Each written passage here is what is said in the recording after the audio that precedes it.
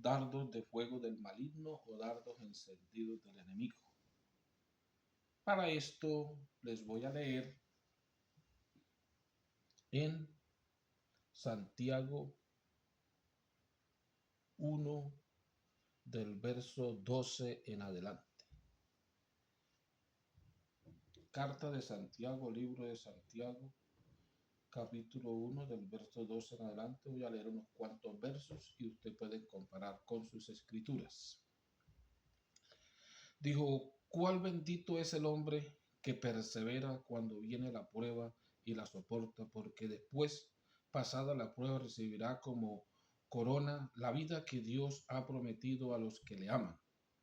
Cuando alguno se sienta tentado a hacer lo malo, no piense que es tentado por Dios, porque Dios ni siente la tentación de hacer lo malo, ni tienta a nadie para que lo haga. Al contrario, uno es tentado por sus propios malos deseos que lo atraen y lo seducen. Luego, cuando el deseo ha concebido, engendra el pecado, y el pecado, una vez que ha sido consumado, da a luz la muerte. No se engañen, queridos hermanos míos, toda dádiva buena y todo don perfecto viene de lo alto, desciende del Padre de las luces, en quien no hay cambio ni sombra de variación. Él por su propia voluntad nos hizo nacer de nuevo por medio de su palabra de vida que nos dio. Bendito el nombre de Jesús. Y de toda la creación nosotros llegamos a ser su valiosa posesión. Aleluya, bendito sea su bendito nombre. Bueno, miramos puntos importantes que a veces casi todo uno popularmente se lo achacamos o se lo aludimos a Dios. Si se muere alguno, Dios se lo llevó. Si algo le pasa, eso estaba ya preparado por Dios. Si hago algo mal hecho, le echo las culpas a Dios. O a veces pienso que Dios me metió en una tentación. Dios me metió en una prueba. En estos casos es importante nosotros tener en cuenta que casi la mayoría de cosas que hacemos en contra de nuestro Señor Jesús, las hacemos porque nos dejamos llevar de los pensamientos o de las concupiscencias. Concupiscencia es pensar algo en contra de lo que yo soy o que afecta a lo que yo soy. Y eso, pensarlo, pues le digo, pues no estaría mal. O no sería un pecado. Hacerlo es cuando lo pienso y lo ejecuto, se vuelve pecado. Y ese pecado me lleva a la muerte espiritual. Me lleva a morir espiritualmente o me lleva a separarme de Dios. Porque el pecado nos separa de Dios. ¿Por qué? Porque hacer lo que Dios detesta o lo que Dios no quiere que yo haga, me hago su enemigo. ¿Por qué? Porque estoy haciendo lo que alguien quiere que haga y me he vuelto su amigo. En estos puntos, quisiera decirle, hay cosas que vienen por una razón o por X razón o por Y razón, pero Dios no está tentando a nadie. El tentador, cuando hablamos del tentador, hablamos del enemigo, del diablo, la serpiente antigua, de Satanás o del maligno. Viene el tentador a tentar, viene el tentador a ofrecer, a ver, a hacer cantidades de cosas que primeramente está, como lo dice Santiago, primeramente en el pensamiento. Cuando alguien piensa en algo, puede ser las promesas de Dios. Supongamos, Abraham piensa, no, ya Dios no me va a dar el hijo. Pero ahí la que pensó fue Sara, ya Dios no pudo con nosotros, yo demasiado vieja. Así que Abraham toma a esta muchacha y con ella vamos a tener el hijo que Dios ha prometido. O sea que es el pensamiento y se ejecuta y se lleva a la realidad. Tenemos un texto que hay muchas escrituras que lo relatan al contrario, pero si miramos que las escrituras vengan de la antigüedad más claras y no tan torcidas, en 1 Samuel 20, el verso 1 dice así: El ángel acusador se puso contra los realistas e incitó a David a hacer un censo de Israel. El ángel acusador o el ángel tentador o Satanás o el diablo se le metió en los pensamientos a David y miró como que el ejército que tenía era muy poco para ir a la guerra, necesito contarlo, necesito saber cuánto tengo. Pero en este caso encontramos que David cometió el pecado, dijo yo he pecado y ¿por qué va a morir el pueblo por mi culpa? Yo soy el que tengo que morir. Bonito reconocer cuando pecamos delante de quién estamos, a quién pertenecemos, y Él es misericordioso y nos perdona, aunque hayan consecuencias, pero lo mejor es recibir el perdón y poder seguir de amigos con Dios. En ese caso no es únicamente que diga que a David lo tentó únicamente, a más de uno puede haberle llegado en sus pensamientos, en sus sueños, en sus ideas, en visiones, porque el tentador tienta de la manera que lo vea más sensible o más fácil. Es un ejemplo sencillo. Si alguien está destruyendo una columna, él no le va a poner el cincel donde la vea más dura, él le va a poner el cincel donde le vea la grieta, donde le vea la cuarteadura. Por ahí se lo coloca. ¿Por qué? Porque se vio algo. Puede ser que por ahí esté más dura, pero se le vio la caída por ese lado. Y el enemigo también anda como león rugiente buscando a quien destruir, o a quien devorar, o a quien tentar o colocarle una tentación. Entonces encontramos, Saúl también pensó lo mismo. Dijo, ¿qué hago yo si Samuel no llega? Y me atacan y yo no he ofrecido, y no se ha ofrecido el sacrificio a Dios, ¿y qué hago yo? Aunque no soy el indicado, me tocó. Pero no pidió perdón. Tranquilo, no hay problema. Yo lo hice y se disculpó, y como muchos en estos tiempos que no hacen nada malo, todo lo que hacen está bien, aunque en realidad está mal. Dijo, no, tú no llegabas y ¿qué más hacía yo? Me había acosado y me tocó hacerlo. Pero no era lo que Dios, yo te había enviado, que yo iba a venir y aquí estoy. Tú desobedeciste la ley de Dios. No, yo no. Tú fuiste el que la viste porque tú no llegaste. Todavía tenía tiempo, dijo, no, pero tenías que llegar un poco más temprano. Así que quedó mal Samuel. Pero esas son suposiciones mías, que quedó mal Samuel, porque ante Dios quedó mal Saúl. Y así encontramos que siguió adelante, que al último desobedeció completamente y todavía no quedó mal. Al último, no, sí, yo reconozco que he obedecido y que ya Dios se apartó de mí, pero haz un favor y ve conmigo ante el pueblo, y para que el pueblo todavía me siga dando la gloria y la honra. ¿Por qué? Porque ya el plan estaba ejecutado, estaba en la cabeza, lo hizo realidad, y miramos en qué calamidades cayó. Entonces miramos pensamiento. Yo creo que a más de uno, o de pronto a mí, sí nos atacan por los pensamientos a veces, pero hay que saber qué es lo que estamos haciendo. Porque dice que se lleve todo pensamiento cautivo al mensaje o las promesas de Dios. Porque si está conforme a lo que Dios ha mandado o no. Llevar todo pensamiento cautivo. O sea, no ejecutarlo, sino primero colocarlo en el espejo del Espíritu Santo. Antes de ejecutarlo, porque se puede ver bonito, se puede ver tal, todo se está dando, como se dice, al hilo, se me está pareciendo todo muy bien, voy bien. Pero todo pensamiento es de llevarlo cautivo, o cautivo es algo encerrado, algo que no ejecuta nada, llevarlo ante el conocimiento de Dios y mirar si realmente me sirve o no me sirve.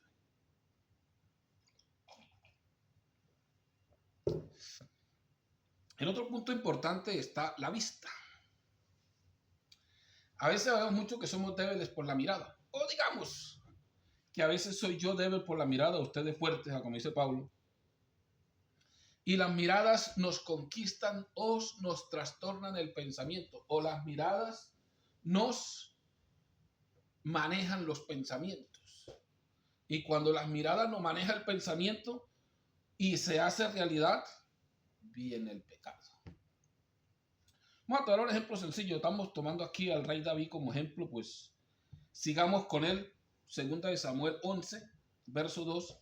Dijo: una atardecer se levantó David de su lecho y se paseaba por el terrado de la casa del rey cuando vio desde lo alto del terrado a una mujer que se bañaba, que estaba bañando. Era una mujer muy hermosa. Vio, pensó, ejecutó y se hizo pecado. Y ese pecado puede traer la muerte, pero encontramos que también pidió perdón y le perdonaron. Yo reconozco que he hecho lo malo ante ti, pero no lo voy a volver a hacer. Y encontramos que de en adelante tuvo su castigo y él no lo volvió a hacer. Que a lo último creo que mi mujer tenía, porque dicen que buscaron a una muchacha para que lo calentara, porque no lo calentaba una de las mujeres que tenía. O sea que aceptó mejor estar en paz con Dios que los placeres de las mujeres. Pero hay veces que no reconocemos que estamos actuando mal o que vamos a actuar mal. Entonces es importante que lo que yo haga, lo haga de acuerdo a como Dios ha mandado. Que si tengo el Espíritu Santo, Él me ha de redarguir que lo que voy a hacer no está bien. Porque estamos hablando de cosas personales ahorita, no como a David, que le fueron dardos de juego del maligno, le puso en su pensamiento, lo incitó a que contara al pueblo. Lo que hace Saúl no lo incita a nadie, él. O también lo puede incitar al enemigo a que ya no venía Samuel, ya se no vino, ya se te dejó esperando. O sea que hay dos opciones, pero podía ser el enemigo que le lanzó un dardo encendido y el hombre no pudo apagarlo. Hay otras cosas también, es el hablar. El hablar a veces nos trae consecuencias cuando hablamos cosas que no convienen. Echarle las culpas a Dios de todo es cosas que no convienen. Decir cosas inauditas de Dios, estoy en contra de Dios, y hay muchos que parecen al ángel Gabriel. Los veo como parecidos así. Siempre se van a comer si Dios me lo permite, y si no, si Dios me lo permite, y se van a ir si Dios me lo permite. ¿Por qué? Porque están como el ángel Gabriel únicamente en la presencia de Dios ahí parados. Dice Gabriel: y yo que estaba en la presencia de Dios fui enviado a traerte la noticia. O sea, esperando qué dice Dios. No, esos son mis pensamientos que los quiero ejecutar. En un caso que Dios no quiera, pues no los puedo hacer y se acabó el problema. Pero ya, al según lo que dicen, parecen ángeles. O un arcángel, un poquito más, porque Gabriel era el arcángel Gabriel. Bendito el nombre glorioso de eso. Entonces es importante mirar qué estoy hablando. No, que Dios me preste la vida. Desde que usted nace le dieron una vida. Se la regalaron. Usted está vivo y dicen las escrituras que Dios pone el espíritu. No se sabe en qué tiempo pone el espíritu Dios en los huesos cuando el niño está en el vientre de su madre. O sea que ya te regalaron una vida o ya estás, no te la están regalando todos los días ni te la van a quitar. Dios no quita la vida a nadie. Tenemos un ciclo de vida que se tiene que cumplir. Es una ley. Está constituido que todos los seres humanos mueran una vez y después el juicio. No es que te la quitaron, no es que está constituido. No, que era que Dios se lo llevó, Dios quiso. Cuando quisieron preguntarle esto a Jesús: oiga, y los muertos que mezcló la sangre de Dios con los sacrificios, ¿era porque eran muchos pecadores? Dijo: no. Hay consecuencias a la vida que pueden suceder así y a veces hasta sin ser culpables. Porque le dijo: sobre los 7 que cayó la torre de Siloé y los mató, ¿eran más culpables que todos los hombres? No, Dios pasando por ahí se cayó, desafortunadamente los mató. O sea que no es así como yo pienso, sino es como Dios lo ha ordenado. Por eso el hablar es importante. Saber qué hablamos. A veces me gusta mucho, según he escuchado, no es que haya ido ni he debido, la cultura japonesa, yo no sé si ahora la hayan cambiado, únicamente hablar lo necesario. Si no es necesario, ¿para qué lo hablo? Si no va a ser bien, ¿para qué lo digo? A veces me gusta la cultura así, y no como la cultura de nosotros los hispanos, que hablamos demasiado, hacemos poco. Bendito sea su nombre. Encontramos un ataque con palabras cuando el rey Ezequías fue atacado por el Rasaces por el reino de Siria y le mandó a decir cantidad de cosas. Dijo ese hombre: ¿Estás apoyado en quién? ¿En Yahshua? ¿Tú crees que ese Dios va a hacer algo? Nosotros somos... Y encontramos cómo Dios no se agradó de sus palabras y lo castigó. Acabó un reino. ¿Por qué? Por sus palabras.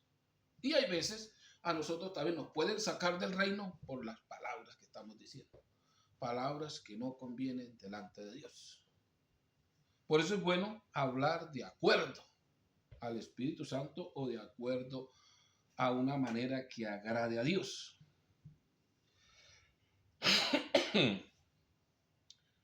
Y seguimos. Hay un hombre que lo atacaron gravemente. Es una historia muy conocida, como decir Jot.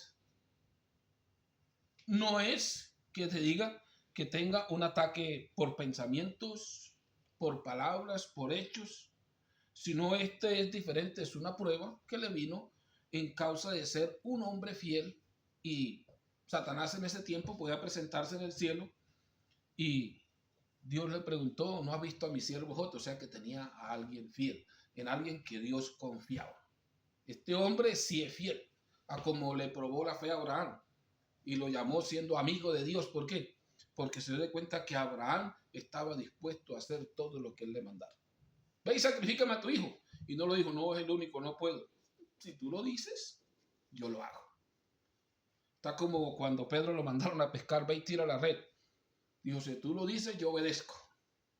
No hemos sacado nada en toda la noche, pero si tú lo dices, yo creo, como es. Si Dios lo ha mandado, hay que creer aunque sea imposible. Para nosotros, para Dios todo es posible. Entonces encontramos que en ese tiempo había un hombre fiel. Y le dice Satanás, pues no te va a hacer fiel si lo tienes rodeado de bienes y nadie le puede hacer daño. Lo tienes cercado. Dijo, quítale lo que tiene y verás cómo blasfema de ti. Dijo, él no está aquí por lo que tiene. Él está aquí por lo que sabe y por lo que espera. ¿Por qué? Porque Jot tenía la esperanza de que un día, con esos propios ojos, iba a ver al Omnipotente, o iba a ver al Dios de la gloria, o iba a estar al frente de él. O sea, que tenía una esperanza a la cual estaba dispuesto a lo que fuera por poderla alcanzar. Pero cuando nosotros no tenemos esa esperanza, estamos mayormente equivocados. Si nuestra esperanza es la economía, estamos equivocados. Si la esperanza es la familia, estamos equivocados. Si la esperanza es los amigos, estamos equivocados. Si la esperanza es la mujer, estamos equivocados. Porque a él le lanzaron todos esos dardos encendidos y pudo apagarlos. A él le dicen, voy a leer aquí unos cuantos textos en Job 1:13. Dijo, un día aconteció que sus hijos e hijas comían y bebían vino en casa de su hermano el primogénito. O sea, que no estaban en casa. Y le tiran el primero. 1:14. Vino un mensajero a Jacob y le dijo, estaban arando los bueyes y las asnas paseando cerca de ellos, y acometieron los sabeos y los tomaron y mataron a los criados a filo de espada. Solamente escapé yo para darte la noticia. Se ve difícil la situación. Hay muchos que les quitan los bienes y se apartan. Dios, sabes que no te necesito. Yo te necesitaba, era como el cuidandero, como el celador. ¿Qué Dios tengo yo? Y hay más de uno que se han apartado de Dios porque le han quitado los bienes.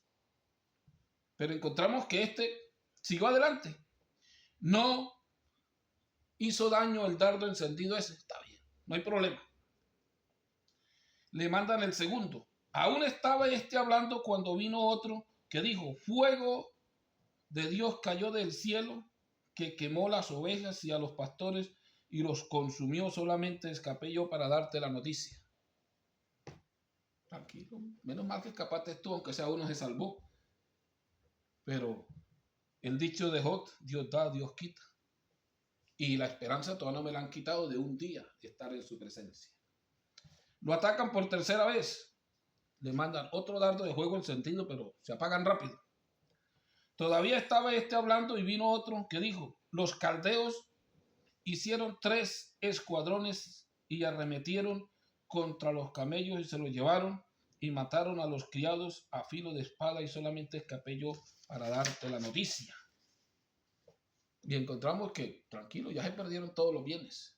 sea, ya las riquezas se quedaron, pero yo me quedé todavía con mi Dios y la esperanza que tengo en Él, y yo sé que Él es fiel. Él no va a cambiar. Si yo no cambio, no perderé mi esperanza. Le tiran el cuarto dardo encendido. Y entre tanto que éste hablaba, vino otro que dijo: tus hijos y tus hijas estaban comiendo y bebiendo vino en casa de su hermano el primogénito, y un gran viento vino del lado del occidente y azotó las cuatro esquinas de la casa, la cual cayó sobre los jóvenes y murieron, y solamente escapé yo para darte la noticia. Y entonces José se levantó, rajó su manto y rasuró su cabeza y se postró en tierra y adoró. Todavía le dio las gracias a Dios y le dijo: Dios da, Dios quita, aunque Dios no le estaba quitando nada. Era en un momento de prueba, en un momento de probar el mejor que tenía en la tierra contra el adversario, de que sí, verdaderamente hay hombres y hay mujeres que tienen una esperanza en Dios, que le aman, le creen y están dispuestos a soportar hasta la muerte o más allá de la muerte por esta esperanza que tenemos. Es más grande que cualquier cosa, y el que sabe que ni la muerte lo separa, pues qué miedo hay a la muerte. Encontramos que no pasó nada. Todo se apagó. Era una llamarada, pero se apagó fácil. Le lanzan el quinto. Entonces salió Satanás de la presencia de Yeshua e hirió a Job con una sarna maligna desde la planta del pie hasta la coronilla de la cabeza. Digo, ¿por qué lo hirió? Porque vino otra vez y le dije: ¿qué es? ¿Sí ves? Él no me adora porque tiene riquezas. Él no me adora porque tiene buena familia. Él me adora porque nosotros somos amigos y Él me ama, y yo le he prometido que un día Él me verá cara a cara, que estará conmigo en gloria. O sea que, y de ahí en adelante digo, pues tócalo a Él. Dice, el ser humano, el hombre da piel por piel, ojo por ojo, diente por diente, Él da todo. Y encontramos que esa llamarada estaba difícil de apagarla. Porque cuando se trataba de apagar, venían otros y le metían más candela. Y ese dardo encendido, encontramos que se le acerca a su esposa en esa llamarada de fuego que estaba el hombre. En Job 2:9 le dice: entonces le dijo su mujer: ¿aún tienes tu integridad? Maldice a Dios y muere. Y él le dijo: como suelen hablar cualquiera de las mujeres fatuas, has hablado que recibiremos de Dios el bien y el mal no lo recibiremos. En todo esto no pecó Job con sus labios. Y todavía el dardo de fuego prendido, difícil de apagarlo. En Job 11 encontramos que le llegan, entre comillas, sus amigos. Llegaron a consolarlo, pero no lo estaban consolando, lo estaban era hundiendo. Es que no has recibido el mal que merecías. Tú merecías todavía más por lo que has hecho. Tú te haces justo, te justificas delante de Dios, pero ante Dios fuiste el culpable. Dice: yo no he hecho nada malo, yo no sé por qué me ha pasado esto. Yo estoy aquí y declaro mi justicia y sigo todavía esperanzado, o sigo en la misma esperanza que Él un día me levantará. Que aunque esto, carne, todo esto se acabe, dice, con estos ojos yo he de ver al Omnipotente. Entonces encontramos que sus amigos lucharon harto tiempo para hacerlo desfallecer. Para mí puede haber sido 6 meses, 5 meses, no sé, pero harto tiempo, porque 7 días demoraron sin decirle una palabra y después empezaron a hablar. Y se les acababa el mensaje y se inventaban otro. Y encontramos que estaban en contra de Dios cuando Dios les dice: y ustedes son culpables. Porque tanto que injuriaron a mi siervo Job, y él no tuvo una palabra en contra de mí. Y así que si Él no pide por ustedes, se acabaron. Y encontramos después de todo esto cómo Dios volvió a restaurar a Job. Este es un caso especial, algo como ejemplo para nosotros, que es difícil. Eso que le pasó a Job, no digo que me pase a mí ni le pase a nadie, porque es difícil la situación. Pero cuando en medio de la dificultad se siente la alegría, casi que no se vuelve ni a repetir. Encontramos a los apóstoles la primera vez que fueron azotados. Si usted lee Hechos 4 y capítulo 5, salieron gozosos del concilio de haber sido azotadas por causa de un nombre que es sobre todo nombre. Pero hay veces que si el mundo nos odia, nosotros nos decimos, y eso por ser de Jesús. Hay muchos que tienen la costumbre, el cristianismo es catolicismo. No lo relatan las escrituras. En ninguna parte eso lo inventaron ellos, ya lo tienen en su libro y la mayoría está con su libro y hace lo que digan. Esa es la palabra de Dios, el máximo libro de Sociedades Bíblicas Unidas o del Imperio Romano, y esa es la palabra de Dios. Pero bueno, a esos que nacieron encarcelados y no quieren salir de allí. Encontramos también Pablo. Pablo tuvo diferentes choques, y muchos le dijeron, y vas a Jerusalén, vas a ser así. Yo estoy dispuesto.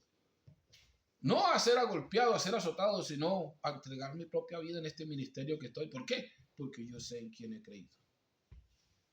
Yo sé a quién le he creído sus promesas y nadie me las va a quitar. Entonces, es importante nosotros saber cuáles son los dardos de fuego del enemigo y cuáles son mis propias concupiscencias o mis propios pensamientos, mis propias ideas. Cuándo me ataca el enemigo y cuándo yo me hago el atacado.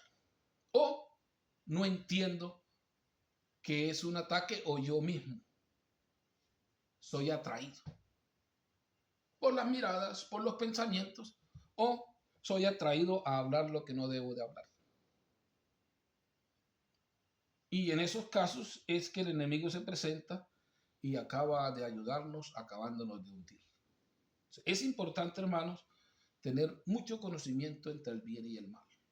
Mientras yo no conozca bien el bien y el mal, a veces hago el mal creyendo que estoy haciendo el bien. Si usted lee la historia de Pablo, ¿qué dice Pablo? Y yo pensaba estar haciendo lo correcto, haciendo guerra contra el nombre de Jesús. Pensaba que estaba haciendo lo correcto. ¿Por qué? Porque no conocía bien el bien y el mal. Lo tenían engañado con una religión. Una religión del Estado, porque el Estado la defendía y eran religiones estatales, como las que a mayoría de las que hay ahorita. Si usted se mete con una religión de esas, puede ir a la cárcel, puede ir a porque el Estado las defiende. Pero si usted se mete en contra de un siervo de Dios, es mejor que se ate una piedra de molino al cuello y se arroje al mar. Le queda más fácil, porque sí tenemos quien nos defienda. Bendito el nombre glorioso de Jesús. Así, hermanos y amigos, los animo a seguir adelante. Este fin de año hay muchas flechas encendidas, hay muchas cosas. Miremos a ver qué estamos haciendo. Si somos capaces de quedarnos con Jesús o abrirnos a servirle a las cosas del mundo.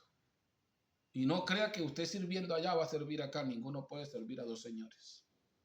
Cuando le sirves a aquel, estás despreciando a este. Así de fácil. Bendito el nombre de Jesús.